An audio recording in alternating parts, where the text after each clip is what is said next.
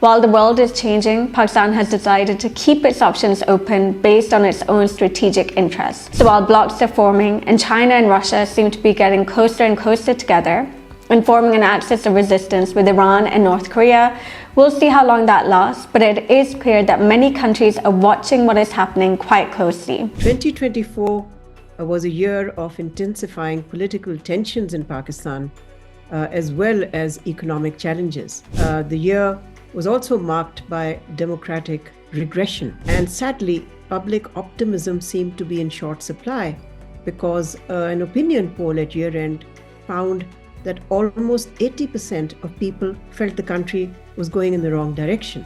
A new government was formed, and I think probably, if you ask me what was the most defining moment, was the February 8 election. And I think probably it was going to have long-term implications, and after that, Pakistan has not overcome and remained politically unstable. 2024 was an important year because we had our general elections, but it led to unexpected results which affected people's trust in democratic process even more. Many young people and women registered themselves as voters between 2018 and 2024, and they made sure to exercise their right to vote, which was definitely an encouraging development considering the state of democracy in Pakistan and people's losing interest in the system. Perhaps the defining moment for Pakistan in 2024 is its complete reticence from the international stage and its role in international politics. Pakistan has been pretty silent on the Israel-Palestine conflict. It has said very little and done very little in support of the Palestinian people. Perhaps a reflection of how much we have been plagued by domestic politics. While the world is changing, Pakistan has decided to keep its options open based on its own strategic interests. So while blocs are forming and China and Russia seem to be getting closer and closer together and forming an axis of resistance with Iran and North Korea, we'll see how long that lasts, but it is clear that many countries are watching what is happening quite closely. Russia is currently trying to lead the front in countering US hegemony, something we saw at BRICS in Kazan this year, where they focused on trying to break the hegemony of the dollar. We have been hearing about this for a number of years now, but we haven't at the same time had a land war in Europe and a war in the Middle East, which is expanding rather than ending. So the winds of change are upon us, and we are like an ostrich in the sand focusing on our own petty issues. If Pakistan wants to be more of a leader in 2025, if it wants to use these changing blocs to its own interest, particularly as it suffers under the IMF, it needs to look beyond its own domestic issues to see how to align with which bloc where and to really show its mettle in international forums. We used to have brilliant diplomats like international lawyers Zafrullah Khan speaking for us at the UN and on these issues such as Israel-Palestine. Now we give frankly anemic responses which are barely noticed anywhere. This has got to change in 2025 so we can take the role in regional politics, which belongs to us, to advocate for the Palestinian cause and to not be left behind or ignored as a country which doesn't matter. 2024 was a year of intensifying political tensions in Pakistan, as well as economic challenges. The year was also marked by democratic regression. And sadly, public optimism seemed to be in short supply because an opinion poll at year-end found that almost 80% of people felt the country was going in the wrong direction. So the outgoing year has left many unresolved, unmet challenges for 2025. And they include the confrontation between the government and the opposition, resurgence in militant violence, and a fragile economy yet to make the transition from stabilization to sustainable recovery and economic growth. But it was really a disputed election at the start of 2024 that really influenced the course of political events throughout the year.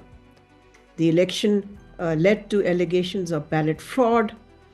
Imran Khan's PTI felt that they had been robbed of their votes. And in any case, even though many impediments were placed in its path, PTI emerged as the party which won the largest number of seats in the National Assembly, and it really was the single largest bloc in Pakistan's lower house. But it wasn't PTI that formed the government. It was PMLN, Nawaz Sharif and Shahbaz Sharif's party that led a coalition backed by the People's Party that formed the government. A consequential issue for the outgoing year was, of course, management of an ailing economy, which was still in the critical ward. In September, the IMF and Pakistan came to an agreement, so Pakistan was able to get a loan, a bailout loan of $7 billion from the fund, which marked Pakistan's 25th IMF program. But this committed the government to reforms, but it didn't address the critical issue of the country's dependence or its reliance on increasing debt. So its growing debt burden wasn't part of what this program was all about. Now, as for foreign policy, I think the last year or the outgoing year, we saw that the government's foreign policy was characterized by drift and the lack of any strategic direction or vision. The government, of course, celebrated Islamabad's hosting a summit of the Shanghai Cooperation Organization. They depicted this as a foreign policy win. And they also began to showcase Prime Minister's innumerable overseas trips, even though they produced no outcome. But it was really Pakistan's two critical bilateral relationships with China and the United States that faced challenges throughout the year for different reasons. But its biggest regional setback was the downturn or the plunge in relations with Kabul, which remained unresponsive to Pakistan's security concerns, despite Islamabad's resort to coercive measures. So all of this makes 2025 a year when critical challenges, both on the domestic and foreign policy front, will have to be purposefully and competently addressed. Well, I think there are so many things happening here on political front, on economic front, and it was a year of upheaval. And I think probably, but the most defining moment for Pakistan was February 8 elections. And people turned up in a large number. And what I believe is that, as many observers will call it, as a revolution through ballot. But certainly the results were completely different. A new government was formed. And I think probably, if you ask me what was the most defining moment, was the February 8 election. And I think probably it was going to have long-term implications. And after that, Pakistan has not overcome and remained politically unstable. Well, I think probably whatever we are witnessing to is a trickle-down effect of February 8 elections. The elections the results were completely different when what people voted for. And I think probably that has implication not only for political stability in Pakistan this year, but also actually it will have implications for the coming year too. Well, that, as I said, it will have a long-term implication for Pakistan, because if the people mandate is rejected, I'm not going into what could have been the policy of one political party or other, but basically if the elections are rigged, which means the government legitimacy will remain questionable. And that's exactly what we are witnessing today. This government, a coalition of several political parties, is still struggling to have control over the situation. It's largely because of the question of legitimacy. And I think probably it has also have a long-term implication, because whatever then has been done during this period through legislation, was all meant to establish the control over the state. And what is the worst is really it has a huge implication for the democratic process of Pakistan in future.